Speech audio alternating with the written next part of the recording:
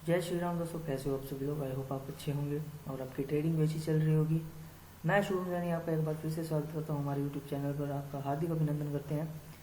तो जैसे कि आप सभी जानते हो कि हमारे यूट्यूब चैनल पर आपको मार्केट एनालिसिस वीडियो ज़्यादातर देखने को मिलती हैं और कई बार हम अपने चैनल पर कुछ स्टॉक्स के बारे में बात करते हैं, मतलब जो क्रूशियल समय पर अभी खड़े हैं, जहाँ से उनके अंदर मूवमेंट आने के चांसेस जो नज़र आ रहे होते हैं। तो वो कुछ स्टॉक्स कई बार हम उन वीडियोस में स्टॉक्स के बारे में बात कर लेते हैं। वैसे ज़्यादातर आपको वीडियोस हमारी एनालिसिस के ऊपर देखने को आपको मिलेगी।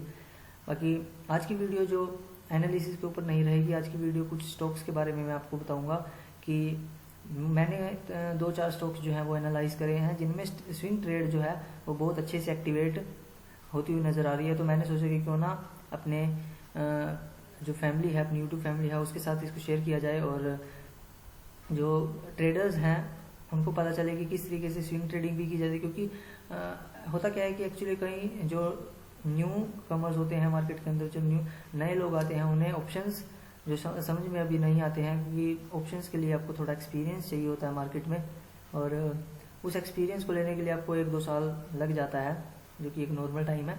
बाकी अगर आप नए हैं, अगर आप अभी सीख रहे हैं मार्केट को, तो आप स्विंग ट्रेडिंग से भी आप अभी पैसा बना सकते हैं। क्योंकि स्विंग ट्रेड कोई भी कर सकता है, जिसको थोड़ी बहुत अगर मार्केट की नॉलेज है वो भी स्विंग ट्रेड कर सकता है। और स्विंग ट्रेडिंग में बस ऐसा है कि जैसे आप इन्वेस्टिंग कर देते हो, इन्वेस्टिंग में थोड़ा लंबा समय हो जाता है। स्विंग ट्रेडिंग में बस आप 4-5 दिन के लिए ट्रेड छोड़ते हैं, मैक्सिमम 10 दिन के लिए ट्रेड छोड़ते हैं, तो वो आपकी हो जाती है स्विंग ट्रेड।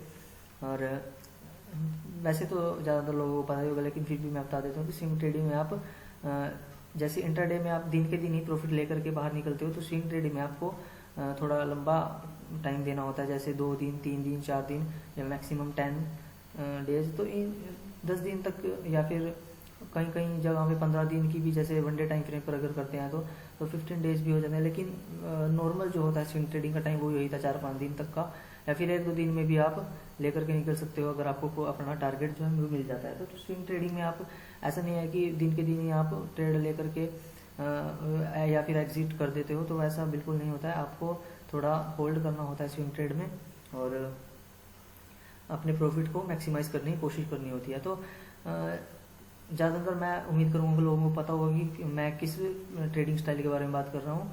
स्विंग ट्रेडिंग जो कि बहुत कॉमन है, ज़्यादातर लोग उसे यूज़ भी करते हैं, और हम उसी के बारे में बात करेंगे कि उस स्विंग ट्रेड के लिए आपको किस तरीके से स्टॉक्स ढूंढने होते हैं, या फिर वो तरीका मैं आपको बाद में बताऊंगा। लेकिन आज मैंने जो 4 स्टॉक्स मैंने 3 या 4 स्टॉक्स मैंने ढूंढ के रखे हुए हैं, जो मुझे बहुत अच्छे लगे अभी जिस समय पर वो अपने क्रूशियल जो प्लेसेस होते हैं जो प्राइस का, उस पर अभी खड़े हैं, तो वहाँ से मूवमेंट आने के चांसेस बहुत ज़्यादा होते हैं। तो हम उसके बारे में बात करेंगे कि क्यों मुझे ऐसा लग रहा है, उसके लॉजिक के बारे में बात करेंगे।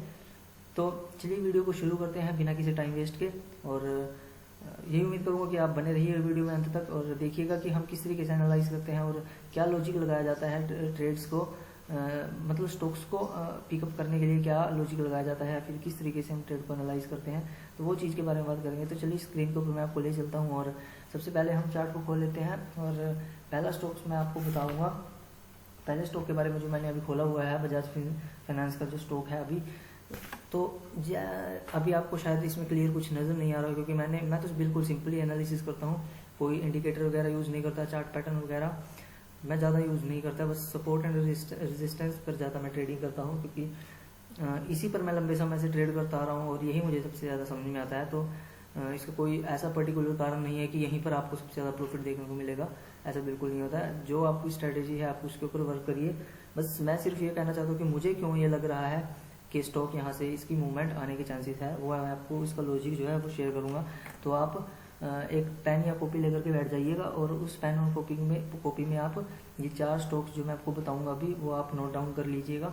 बाकी ये मेरा किसी तरीके का कोई रिकमेंडेशन नहीं है, वो मैं आपको पहले ही बता रहा हूँ। जो मेरा व्यू है, जो मैं एनालिसिस करता हूँ जिस तरीके, वो मैं आपके साथ शेयर करूँगा कि मैं क्या एनालाइज कर रहा हूँ, मुझे क्यों इस तरीके से जो चार्ट है वो देखने को मिल रहा है, या मैं क्या सोच के चल रहा हूँ, वो मैं आपको शेयर करूँगा।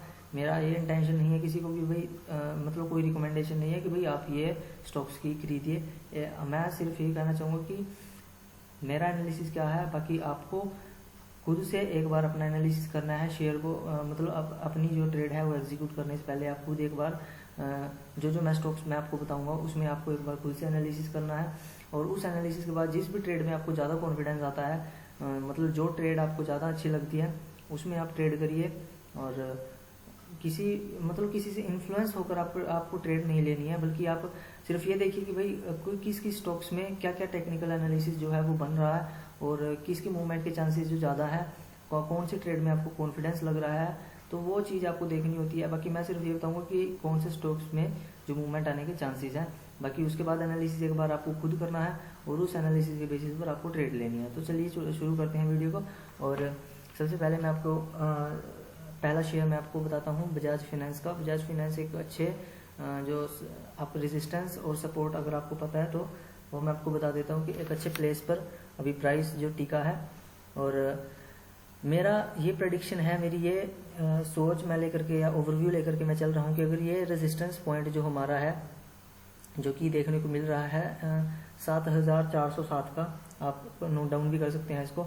ये जो लेवल है ये बहुत क्रूशियल लेवल है, क्योंकि यहाँ पर आपको देखने को मिल रहा है कि पहले ऊपर से जब प्राइस आया तो सबसे पहले यहाँ पर मार्केट ने सपोर्ट लिया और सपोर्ट लेने के बाद जब ये मार्केट ने सपोर्ट तोड़ा तो सीधा प्राइस दूसरे सपोर्ट पर आकर के रुका, ये आप देख रहे हो। तो ये सपोर्ट जो है वो अच्छा काम किया, मतलब यहाँ पर इस सपोर्ट को मार्केट ने रिस्पेक्ट दिया, इस शेयर का जो प्राइस है उसने रिस्पेक्ट किया। तो अभी वहीं पर आकर के इसी सपोर्ट के जो शुरू में बना था, अब इसके लिए तो ये रेजिस्टेंस बन चुका है ना, तो ये जो रेजिस्टेंस है अभी उसी पर मार्केट टिका है, वहीं पर अपना जो प्राइस है मार्केट का वही चल रहा है।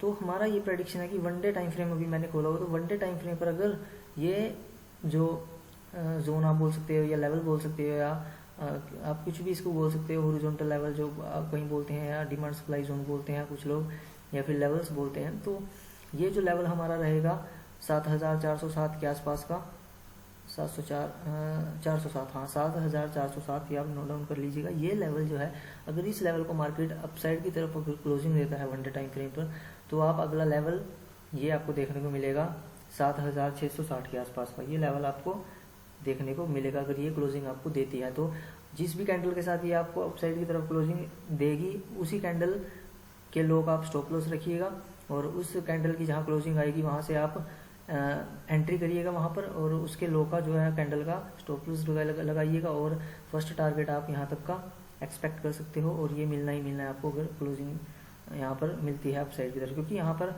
जो सेलर्स हैं, जो बड़ी रेड कैंडल्स आपको देखने को मिल रही है, तो यहाँ पर सेलर्स बैठे होंगे।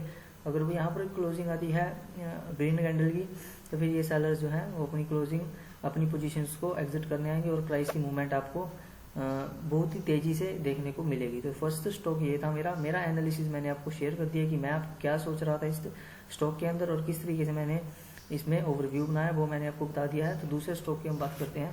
पहला स्टॉक आई होप आपने नोट डाउन कर लिया। दूसरा स्टॉक मेरा है वो रहेगा हमारा टीसीएस का। टीसीएस को एक बार मैं आपको खोल के दिखा देता हूँ। टीसीएस का जो स्टॉक है, जस्ट ए सेकेंड, हाँ जी, तो ये रहा हमारा स्टॉक टीसीएस का। इसमें आपको तो क्लियर ओवरव्यू यहाँ पर नज़र ही आ रहा होगा क्योंकि ज़्यादातर लोग चार्ट पैटर्न्स पर ट्रेड लेते हैं, तो यहाँ भी अच्छा पैटर्न बन रहा है। तो उसी पैटर्न के अकॉर्डिंगली मैंने आपको ट्रेड बताई है कि क्या ट्रेड है यहाँ पर। ये जो ट्रेड है, ये जो कैंडल यहाँ पर ब्रेकआउट अभी दिया है ट्रेंड लाइन का, ये इस कैंडल पर आपको ट्रेड लेना है। अभी तो प्राइस, क्योंकि अभी मैं ओपन मार्केट में यहाँ पर वीडियो बना रहा हूँ तो अभी प्राइस चल रहा है, तो प्राइस जहाँ पर है मेरे ख्याल से यहीं पर आपको ट्रेड लेनी चाहिए, यहीं पर ट्रेड आपको मिलनी चाहिए। ये जो ग्रीन कैंडल बनी हुई है ये 7 तारीख की, मतलब कल थर्सडे था, तो कल की जो कैंडल बनी उसी पर आपकी ट्रेड एग्जीक्यूट हो जानी चाहिए थी।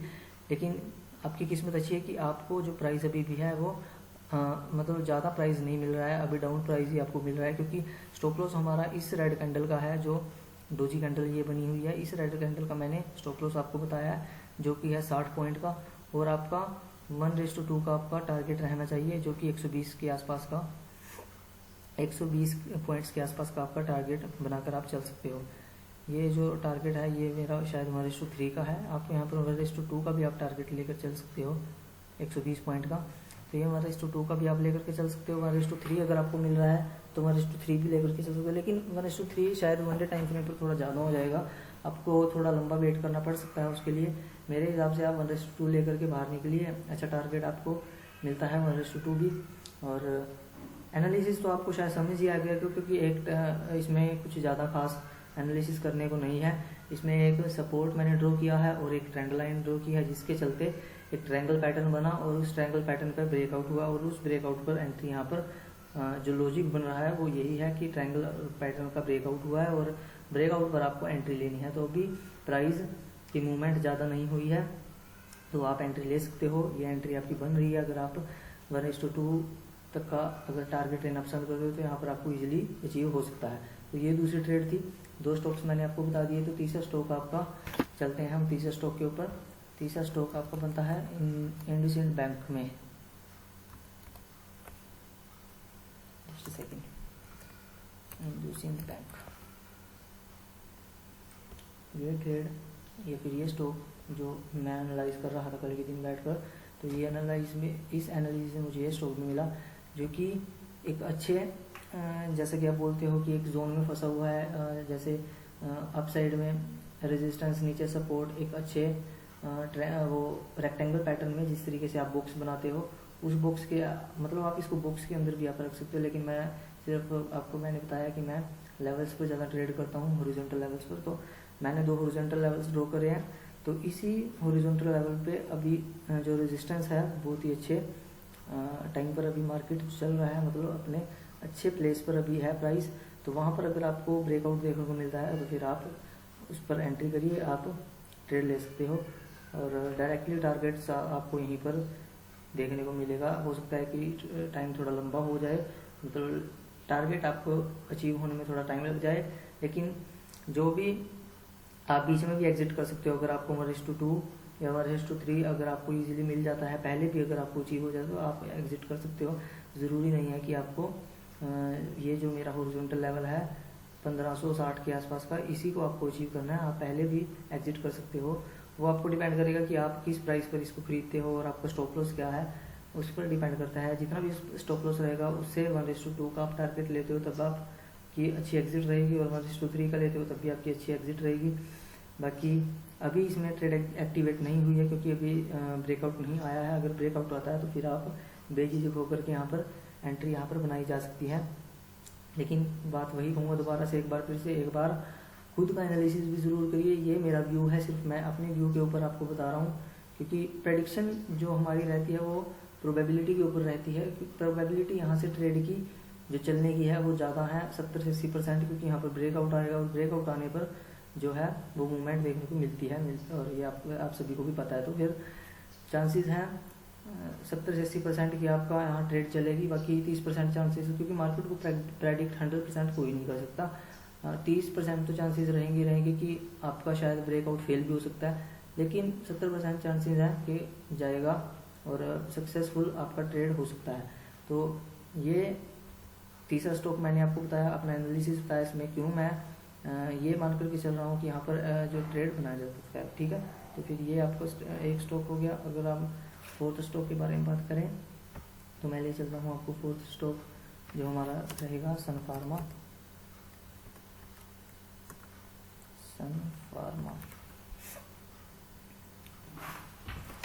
Just wait,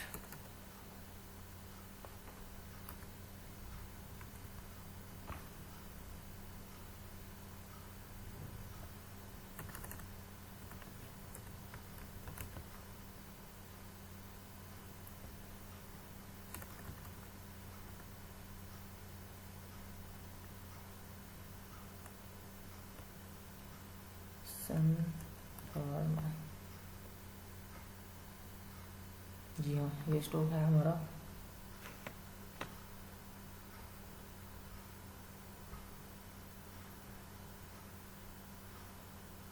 one day time frame पर। तो यहाँ पर मैं आपको बता देता हूँ कि क्यों इस स्टॉक को मैंने अपने एनालिसिस के अंदर रखा है। एक बार इसके एनालिसिस मैं आपको खुद करके दिखाता हूँ कि क्या इस स्टॉक पर मैं क्यों इस चीज़ को आपको बता रहा हूँ बार बार कि क्यों ये स्टॉक जो है वो ट्रेड अपनी जो प्लानिंग में है वो हम रख सकते हैं। देखिए जो हमारा एक आपने देखा होगा कि मैंने अभी एक लाइन ड्रॉ करी है, वो है हमारी सपोर्ट की लाइन। और ये सपोर्ट एक बार टूटा, लेकिन उस सपोर्ट में मतलब उतनी मूवमेंट नहीं आई जितनी हमें देखने को अक्सर मिलती है जब कोई क्रूशियल लेवल टूटता है या फिर ब्रेकआउट या ब्रेकडाउन आता है। आप सभी को पता है कि मूवमेंट वहाँ पर कैसी मिलती है, लेकिन यहाँ पर मूवमेंट आपको देखने को मिली नहीं मिली। क्यों? क्योंकि यहाँ पर जो सेलर्स को इनवाइट किया गया और सेलर्स इनवाइट करने के बाद जो है बायर्स ने यहाँ पर फिर से ब्रेकआउट दिया और जो सेलर्स हैं यहाँ पर ट्रैप हुए।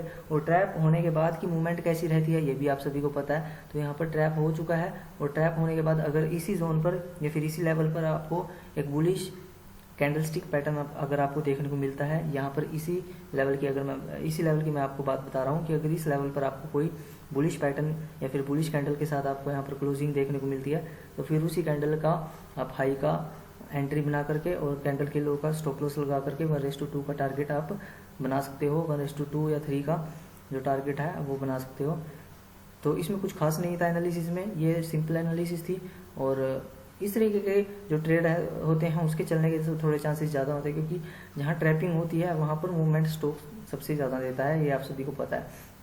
और दूसरा एक तो एनालिसिस ये था इस स्टॉक में, दूसरा एनालिसिस इस तरीके से भी आप कर सकते हो। एक ट्रेंड लाइन है, ट्रेंड लाइन का ब्रेकआउट हुआ है और ब्रेकआउट के बाद जो रीटेस्ट करने आएगा स्टॉक उसके बाद जाने के चांसेस हाई हैं अपसाइड की तरफ। तो ये 4 स्टॉक से आई होप आप सभी को कुछ समझ में आया होगा। और अगर आपको समझ में आया, एक बार आप अपनी तरफ से भी इसको एनालिसिस करिएगा एंट्री एग्जीक्यूट करने से पहले, जिसमें भी आपको ज़्यादा कॉन्फिडेंस आता है आप उस चीज़ को ट्रेड करिए और अपने तरीके से उसको एग्जिट जो एंट्री हमारी होती है या फिर एग्जिट होती है उस चीज़ को प्लान करिए। तो आज की वीडियो में सिर्फ इतना था। हमने आपको 4 स्टॉक्स दिए, उन 4 स्टॉक्स को आप खुद से आप एक बार एनालिसिस करिए और उस एनालिसिस के बाद आप अपने ट्रेड को प्लान करिए। तो आज की वीडियो में सिर्फ इतना ही। चलते हैं, मिलते हैं किसी आपको दूसरी वीडियो के अंदर। तब तक के लिए जय हिंद, गुड बाय, धन्यवाद।